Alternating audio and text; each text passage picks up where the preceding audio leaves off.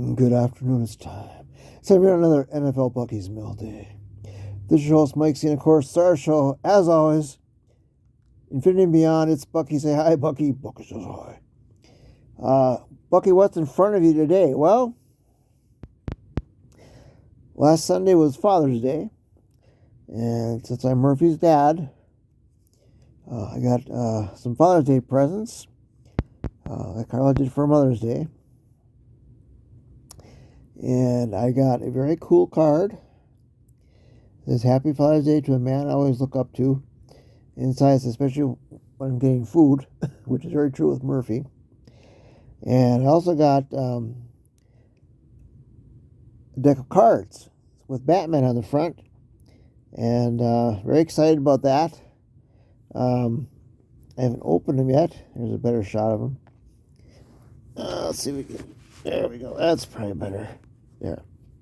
Bucky's other shot. Alright, there we go. Well, there. So, that's very cool. And I saw him online, and I showed him to Carla, and she got him for me for Father's Day. So, that's very cool. And I'm very happy about that. I don't know if I'm going to open or not. We probably will. But I'll find a spot for him down here. Let's get to some news. Not a lot. Again, it's very slow as far as football news. What do I have in my notes here, Bucky? The U.S. Open was Sunday. J.J. Spawn, I think how you pronounce his name, hit a 65-foot putt to win. I guess he had fallen. I didn't watch much of it. But I guess he was ahead for a lot of it, I guess. And he fell behind, and he got this monster putt. I didn't see it live, but I saw it on video on YouTube, and it was fantastic putt, just perfect. And so congratulations to him. What else we got here, Bucky? The Florida Panthers are one win away from back-to-back Stanley Cup championships. So I'm not sure when they'll probably play either tomorrow or Wednesday. I'm not exactly sure, but I didn't check. Yeah.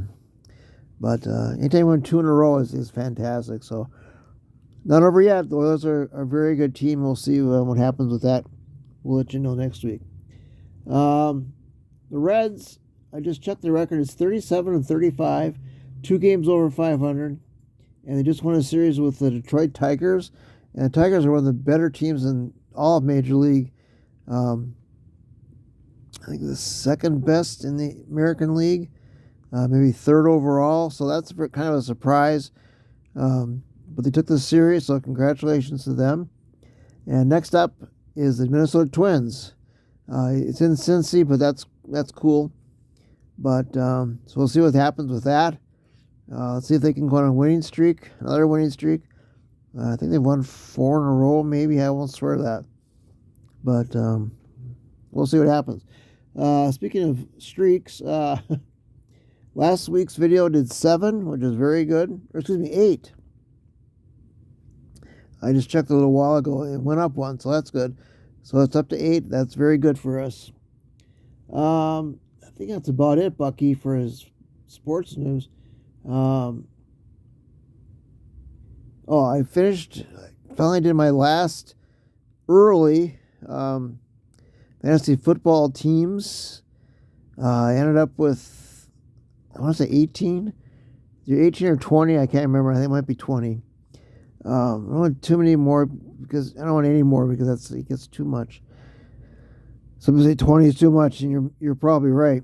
My last team, I almost forgot to do my very first fantasy football team name. It was Egg Sucking Dogs. So I got that in under the wire. So I picked a lot of the same players. It makes it easier to follow. Makes it easier to do the lineups. I have a few strategies, like I mentioned before. Have to pick at least one Detroit Lions player. I never draft a Minnesota Viking player unless I totally botch the draft and don't participate in it. Then if like last year I got JD, I'm not going to cut him, but I will not draft a Viking player knowingly. And when I do backups, I really try to not draft players that are the same league as the Lions bye week. But I kind of got that mixed up a little bit this week or this year. But for the most part, I did okay. But the Lions have a bye in week number 8, and I thought it was week 10, so I kind of messed that up. But I fixed it towards the end, and so overall I did a very good job, I thought. And let you know how I do all through the year. I'm not going to bore you with all the details because it's boring. I'm not going to do that. But it's always fun. I love to do the draft. I love to do the draft more than I do the actual season, to be honest with you. But we'll see what happens. On a very sad note, again, we don't like to get political very often, but this was something that happened a few days ago, and I have to address it.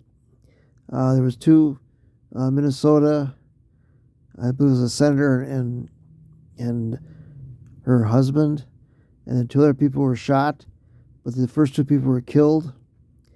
And very tragic. I'm not going to mention the guy's name because he does not deserve any recognition or any publicity.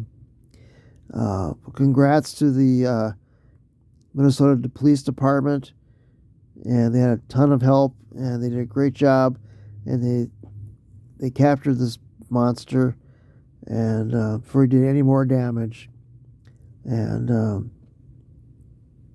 so we were following that. Mostly because there's cities and areas that they mentioned in Minnesota that we were familiar with, like Brooklyn Center and Blaine, places like that. And it was all around the Twin Cities area. And as you well know, I was lived in Minneapolis for many years, decades, and so they caught him, and now hopefully the sentencing will take place. And they will, convict him to the fullest extent of the law and keep this monster off the streets forever.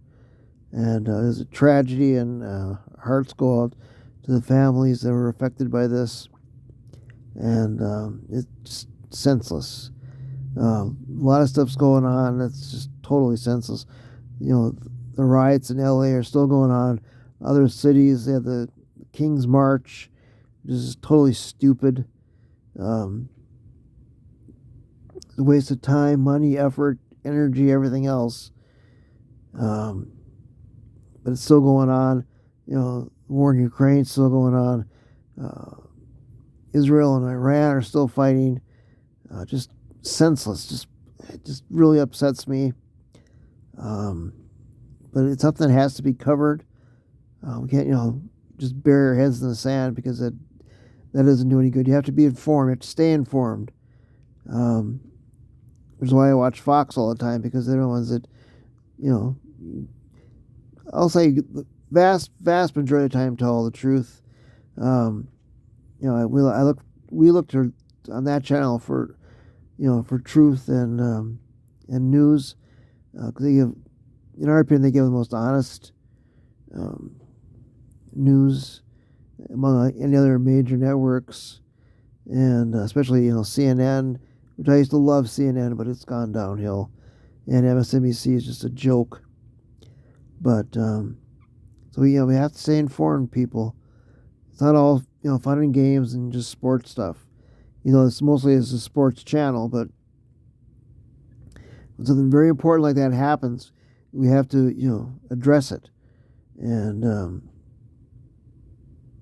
it's just one of those personal things that I don't like to do, but I have to do it.